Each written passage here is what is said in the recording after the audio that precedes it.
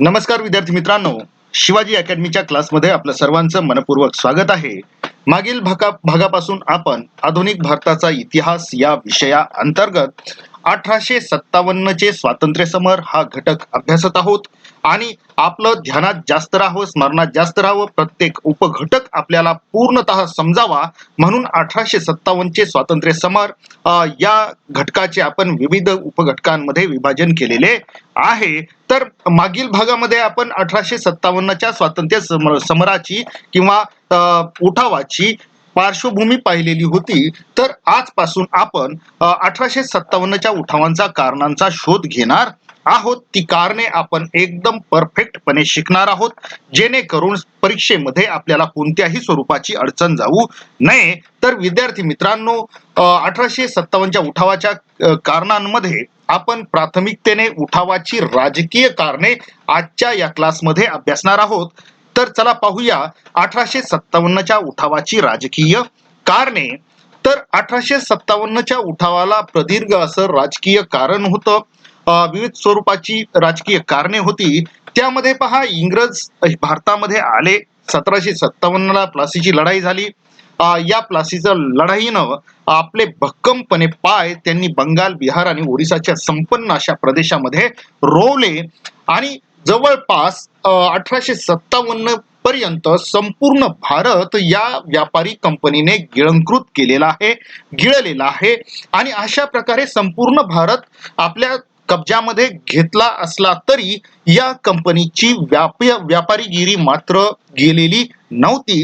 राजकीय सत्ता संपादन करत असताना एक संकेत असतो, ज्यावेळेस एखादा प्रदेश आपल्या अखत्यारीत येतो त्यावेळेला आपण एक राज्यकर्ता म्हणून प्रजेची काळजी घेणं आवश्यक असतं आणि अशा प्रकारची काळजी मात्र या ब्रिटिश सरकारकडून घेतली गेलेली नाही. कोणत्याही प्रकारे त्यांनी काळजी घेतली नाही.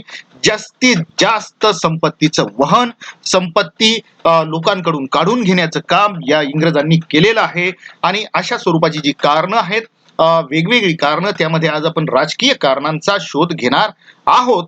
तर सर्वात प्रथम राजकीय कारण आहे पहा, तर ब्रिटिश कंपनीचं साम्राज्यवादी धोरण. आपण पाहिलेलं आहे पहा, 31 डिसेंबर 1600 मध्ये ब्रिटिश ईस्ट इंडिया कंपनीची स्थापना झाली. व्यापार करणे हा कंपनीचा प्रमुख हेतू होता. या ठिकाणी मी 1600 घेतलेला आहे, परंतु विद्यार्थी मित्रांनो, ब्रिटिश ईस्ट इंडिया कंपनीची स्थापना ही 31 डिसेंबर 1600 ला झालेली आहे आणि या कंपनीचा एकमेव हेतू होता पहा, तो म्हणजे भारताशी व्यापार करणे आणि जास्तीत जास्त नफा मिळवणे. परंतु भारतातील अस्थिर अशी राजकीय परिस्थितीचा फायदा घेऊन कंपनीने सत्ता विस्तारात सुरुवात केली. Lord Wellesley, Lord Auñón Hastings, Lord Dalhousie या गव्हर्नर जनरलांनी प्रचंड सत्ता विस्तार करून सर्व देशभर कंपनीचे वर्चस्व निर्माण केलेले आहे. कंपनीचा मूळ हेतू आता बाजूला राहिलेला आहे आणि व्यापारासोबतच भारतातील जी काही भांडणे होती राजांमधली, जी काही अस्थिर अशी परिस्थिती होती राजकीय, मुघल केंद्रीय सत्ता ही अत्यंत दुर्बल झालेली होती. तिचा आपल्या जे काही सरदार होते, सुभेदार होते, नवाब होते, यांच्यावर कसल्याही प्रकारचा वर्चस्व राहिलेलं नव्हतं. केंद्रीय सत्तेला या सरदार, नवाब संस्थानिकांनी झुगारून दिलेलं होतं आणि अशा स्वरूपाच्या राजकीय अस्थिरतेचा फायदा या इंग्रजांनी घेतलेला आपल्याला दिसून येतो. कंपनीच्या या राजकीय हस्तक्षेपामुळे या संस्थानिकांच्या सत्ता नामशेष झाल्या. त्यांचे व्यापार बुडाले, उद्योग बुडाले आणि हे सर्व लोक असंतुष्ट झालेले आहेत. आपण पाहिलं की लॉर्ड वेलस्लीचं जे काही धोरण होतं, साम्राज्यवादी धोरण, ते अत्यंत घातक स्वरूपाचं असं धोरण भारतासाठी ठरलेलं आपल्याला दिसून येतं. त्याचं धोरण घातक स्वरूपाचं जरी असलं तरी भारतीय राजे, भारतीय सत्ताधीश या लॉर्ड ऑर्थर वेलस्लीचं जे काही धोरण होतं साम्राज्यवादी, ते धोरण ओळखण्यामध्ये अत्यंत अपयशी ठरलेले आहेत. कोणत्याही प्रकारचं साम्राज्यवादी धोरण त्यांनी ओळखलेलं नाही. या मुठभर इंग्रजांना पळवून लावता आलं असतं, परंतु भारतातील राजकीय अस्थिरता म्हणा किंवा भारतीय राजांमधील भांडणं म्हणा, ही इंग्रजांसाठी एकदम फायदेशीर ठरलेली आपल्याला दिसून येतात आणि अत्यंत घातक असं जे तैनाती फौजेचं धोरण आहे, तर या ऑर्थर वेलस्ली या गव्हर्नर जनरलनं भारतामध्ये लागू केलेलं आहे, त्याचं इम्प्लिमेंटेशन केलेलं आपल्याला दिसून येतं. सर 1798 मध्ये ऑर्थर वेलस्ली गव्हर्नर जनरल म्हणून भारतात आला. त्याने तैनाती फौजेच्या पद्धतीचा अवलंब करून साम्राज्य विस्तारावर भर दिला. तर या ठिकाणी अत्यंत महत्वाचा प्रश्न आहे पहा, अत्यंत मौलिक स्वरूपाचा मौल्यवान मुद्दा या ठिकाणी तयार होतोय. गव्हर्नर जनरल म्हणून वेलस्ली भारतामध्ये कधी आला, तर तो 1798 मध्ये आलेला आहे. पुन्हा एकदा पहा, या सणावळ्या ध्यानात घेणं हे अत्यंत आवश्यक असतं.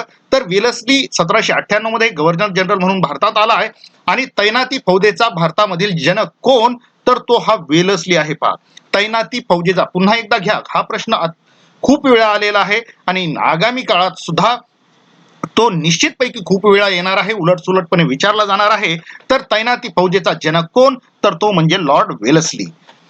तैनाती फौज दुर्बल संस्थानिकांच्या अंतर्गत व बाह्य संरक्षणासाठी देण्यात आली. त्याच्या मोबदल्यात संस्थानिकांस कंपनीस रोख रकमेऐवजी आपल्या राज्याचा काही प्रदेश तोडून द्यावा लागत असे. तर अशा प्रकारे तैनाती फौज ज्या राजाने स्वीकारली, ज्या संस्थानिकाने स्वीकारली, ज्या नवाबाने स्वीकारली, त्या नवाबाला, त्या राजाला, संस्थानिकाला, कंपनीला रोख रकमेऐवजी राज्याचा काही प्रदेश तोडून द्यावा लागायचा. पहा विद्यार्थी मित्रांनो, अत्यंत घातक स्वरूपाची ठरलेली ही योजना संपूर्ण भारत हिने गिळंकृत केला. तर अशा स्वरूपामध्ये तो प्रदेश इंग्रजांना न लढता प्राप्त होत होता. त्याचबरोबर या फौजेचा सर्व खर्च, जो काही भार होता, आर्थिक भार, तो सर्व या संस्थानिकाला सहन करावा लागायचा, ज्याच्या पदरी ही फौज राहायची. कंपनीच्या परवानगीशिवाय इतरांशी युद्ध किंवा करार करता येणार नाही. पहा, अत्यंत यामुळे राजांनी किंवा भारतीय नवाब सत्ताधीश जे काही होते, त्यांनी आपली स्वायत्तता, आपलं जे काही राजे पण होतं ते पूर्णतः गमावलेलं आहे. स्वायत्तता इंग्रजाच्या पायाला वाहिली गेलेली आहे आणि यामुळे राजे दुर्बल झालेले आहेत. इतरांशी युद्धही करायचं नाही, करारही करायचा नाही, कारण त्यांच्या पदरी इंग्रजांची तैनाती फौज होती. आणि त्याच्यानंतर इंग्रजांचा रेसिडेंट किंवा वकील दरबारी राहील आणि त्याच्या मार्गदर्शनानुसार राज्यकारभार करावा. पहा किती भयंकर स्वरूपाची योजना आहे, अत्यंत वाईट स्वरूपाची योजना. आणि अशा वाईट अटीसह ही योजना भारतीय राजांनी स्वीकारली. यापेक्षा भारताचं दुसरं दुर्दैव त्या काळी नव्हतं. आणि अशा प्रकारे आपली स्वायत्तता, आपला स्वाभिमान, आपलं स्वातंत्र्य त्यांनी इंग्रजांना अर्पण केलेलं आपल्याला दिसून येतं. आणि यामुळं झालं काय, इंग्रजांना दोन गोष्टी महत्वाच्या घडून आल्या. पहा, इंग्रजांना स्वतः खर्च न करता इंग्रजांना एक मोठी खडी फौज, एक मोठं लष्कर तयार करता आलं. पहा, स्वतः खर्च करायचा नाही, पण लष्कर मात्र इंग्रजांचं आहे, इंग्रजांच्या इशाऱ्यावर ते काम करणार आहे.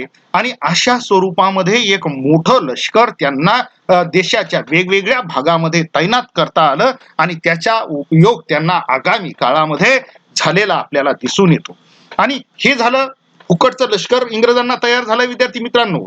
आणि दुसरी गोष्ट महत्वाची झाली की भारतीय राजे दुर्बल बनले. रक्षण करतील तर कोण, इंग्रज रक्षण करतील. त्यामुळे आपल्याला आपल्या संरक्षणासाठी काहीही करायची गरज नाही. त्यामुळे हे राजे इतके दुर्बल बनले की त्यांनी आपल्या पदरी असलेले सैन्य सुद्धा काढून टाकलेलं आहे.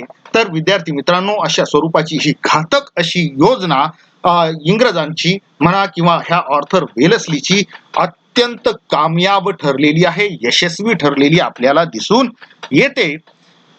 वेलस्लीने हैदराबादचा निजाम, मराठ्यांमध्ये जे काही शिंदे होते इंदोरचे,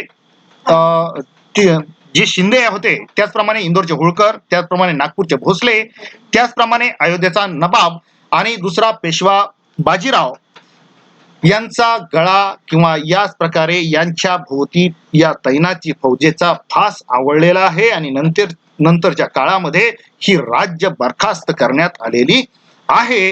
ब्रिटिशांची मुत्सद्देगिरी, भेदनीती, साम्राज्यवाद भारतीय संस्थानिकांना ओळखता आला नाही, हे सर्वात मोठं या ठिकाणचं मर्म आहे. भारतामध्ये हैदराबादच्या निजामानं सर्वात प्रथम या तैनाती फौजेचा स्वीकार केलेला आहे. मराठ्यांमध्ये खूप मोठे सरदार होते पहा. ग्वाल्हेरचे शिंदे होते, इंदोरचे होळकर होते, नागपूरचे भोसले होते आणि पुण्याला एक केंद्रीय सत्ता काही ना काही प्रमाणात अस्तित्वात होती. परंतु अशा स्वरूपाने हे शिंदे, होळकर, भोसले आणि पेशवा हे वेगवेगळे लढले. यांना शेवटच्या काळातही यांच्यामध्ये एकीचा अभाव दिसून आला. या मराठेशाहीनं जर ठरवलं असतं पहा, तर निश्चितपैकी इंग्रजांना भारतातून आपलं बस्तान आवरावं लागलं असतं. पण असं काही घडलं नाही. शिंद्यांना होळकरापेक्षा श्रेष्ठ व्हायचं होतं आणि होळकरांना भोसल्यापेक्षा, आणि या तिघांना मिळून पेशवा खटकत होता आणि पेशवा आपल्या सरदारांना दुर्बल बनवत होता. अशा स्वरूपाची एक राजकीय अस्थिरता महाराष्ट्रामध्ये म्हणण्यापेक्षा मराठेशाहीमध्ये अस्तित्वात होती. आणि अशा स्वरूपाची सर्व अस्थिर परिस्थिती अखंड हिंदुस्थानात, अखंड भारतामध्ये अस्तित्वात असलेली आपल्याला दिसून येते.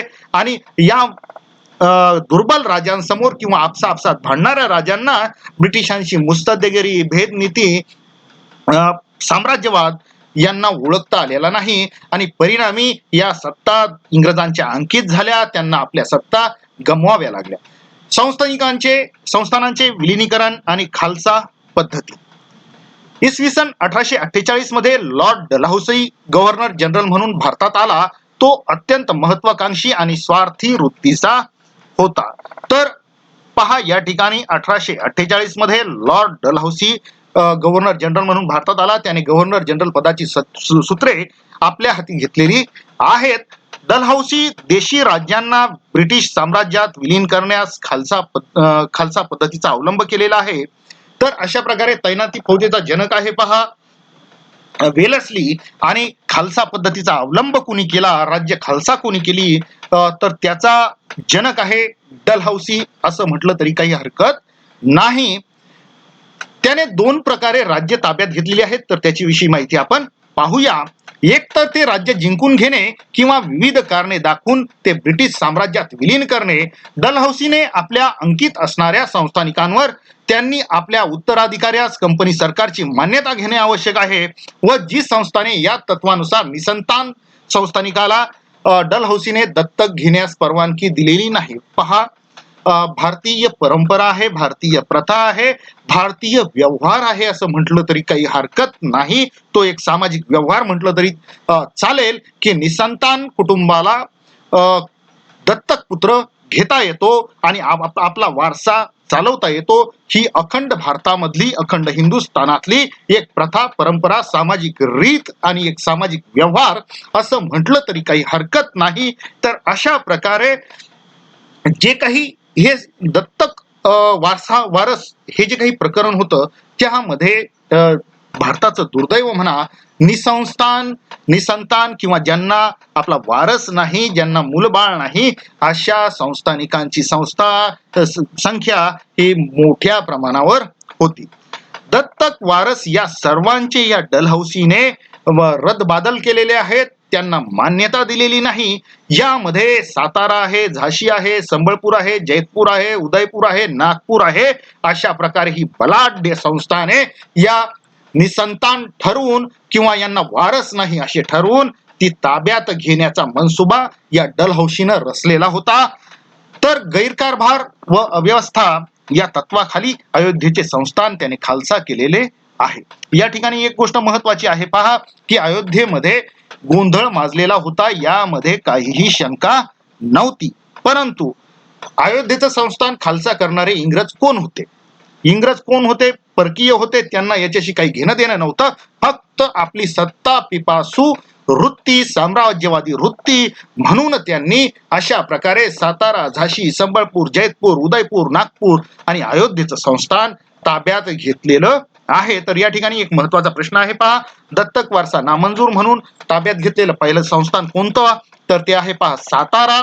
आणि त्याच्यानंतर झाशी, संबळपूर, जैतपूर, उदयपूर, नागपूर आणि अयोध्येचं संस्थान कोणतं कारण दाखवून त्यांनी ताब्यात घेतलं? तर त्या ठिकाणी गैरव्यवहार, अव्यवस्था, अनागोंदी हे कारण दाखवून इंग्रजांनी म्हणण्यापेक्षा ह्या डलहौसीनं हे संस्थान ताब्यात घेतलेलं आहे. डलहौसीच्या या आक्रमक धोरणामुळे अनेक संस्थानिक दुखावले गेले, तर शिल्लक असणारे संस्थानिक भयभीत झालेले आपल्याला दिसून येतात. पहिल्यांदा आपण पाहिलं पहा वेलस्लीची तैनाती फौज, जिने भारतीय राजांना दुर्बल करून टाकलं आणि आता आपण पाहत आहोत, पहा डलहौसीचं खालसा धोरण, त्याने भारतीय राज्यच प्रत्यक्षपणे गिळंकृत करण्याचा मनसुबा आखला. एव्हाना भारतीय राज्य त्याने गिळंकृत केलेली आहेत. त्यानंतर पहा, पदव्या आणि पेन्शन रद्द करणं. लॉर्ड डलहौसीने अनेक संस्थानिकांच्या पदव्या व पेन्शन रद्द करण्याचा एक सपाटा चालवला. मोगल सम्राट बहादूर शहा याचा बादशाह हा किताब व त्यास मिळणारी पेन्शन या डलहौसीने रद्द केलेली आपल्याला दिसून येते, किंवा ते रद्द करण्याचा एक मोठा कट त्याने आखलेला होता. पहा, भारताचा सम्राट एकेकाळी ज्याच्या इशाऱ्यावर अफगाणिस्तान पासून तर ब्रह्मदेश आणि काश्मीर पासून तर कन्याकुमारी पर्यंतचा मुलूक चालत होता, असा हा मोगल सम्राट बहादूर शहा किंवा ही मोगलशाही, मोगल सत्ता औरंगजेबाच्या नंतर हळूहळू उतरत्या कळेला लागलेली होती. आणि अशा प्रकारे ही वेळ हिंदुस्थानच्या, भारताच्या बादशहावर यावी, सम्राटावर यावी, तर ही एक दुर्दैवी गोष्ट होती. बहादूर शहा याचा बादशाह किताब तर काढून घ्यायचं ठरलंच, परंतु त्याची पेन्शन रद्द करण्याचा सुद्धा एक डाव आखलेला होता. पेशवा दुसरा बाजीराव याचा दत्तक पुत्र नानासाहेब यास मिळणारी पेन्शन सुद्धा या डलहौसीने बंद केली. पहा, पेशवा दुसरा बाजीराव यांचा दत्तक पुत्र धोंडोपंत किंवा नानासाहेब यांना मिळणारी पेन्शन याने रद्द केलेली आहे. त्याचप्रमाणे वऱ्हाड प्रांत देखील त्याने आपला ताब्यात घेतलेला आहे, जे नागपूरच्या भोसले या विदर्भाचे अधिकारी होते म्हणा, किंवा विदर्भ त्यांच्या ताब्यात होता. तर हा प्रांत देखील इंग्रजांनी गिळलेला आहे. इंग्रजांनी अनेक संस्थानांच्या पदव्या व पेन्शन रद्द केल्यामुळे संस्थानिकांची, सत्ताधीशांची मने दुखावली गेलेली आहेत. वेतने, इनाम व जहागिरीची जप्ती. यानंतरचं हे कारण आपण अभ्यासत असताना पाहूया. ईस्ट इंडिया कंपनीच्या भरभराटीसाठी लॉर्ड विल्यम बेंटिकने अनेक योजना आखल्या. येथे फुलस्टॉप आहे. भारतातील अनेक संस्थानिकांनी लोकांना इनाम म्हणून जमिनी दिल्या होत्या. बेंटिकने या जमिनींची चौकशी करण्यासाठी आयोग नेमलेला आहे, आणि ज्यांच्याकडे पुरावे नाहीत त्या जमिनी असल्याच्या, इनाम जमिनींचे पुरावे फार कमी राहतात. विद्यार्थी मित्रांनो, पहिल्यांदा राजे वेगवेगळ्या कारणांनी, संस्थानिक वेगवेगळ्या कारणांनी लोकांना इनामे द्यायचे, जहागिऱ्या द्यायचे, आणि या अशा जहागिरींवर जप्ती आणण्याचं काम इंग्रजांनी, ब्रिटिश सरकारने, लॉर्ड विल्यम बेंटिकने केलेलं आहे. त्याने जमिनी काढून घेतलेल्या आहेत, अनेक जहागिरींची जप्ती देखील केलेली आहे. जमिनींच्या चौकशीसाठी त्याने एक कमिशन नेमले, आणि या आयोगाने 25,000 इनामी जमिनींची चौकशी करून 21,000 जप्त केले. त्यामुळे लक्षावधी लोक इंग्रज सरकार विरुद्ध नाराज झालेले आहेत. त्यांच्या रोजीरोटीचा प्रश्न या ठिकाणी निर्माण झालेला आहे. तर विद्यार्थी मित्रांनो, अशा प्रकारे आपण एक भागाचा अत्यंत सखोलपणे अभ्यास करणार आहोत, जेणेकरून कोणत्याही प्रकारचा मुद्दा सुटणार नाही याची आपण काळजी घेत आहोत.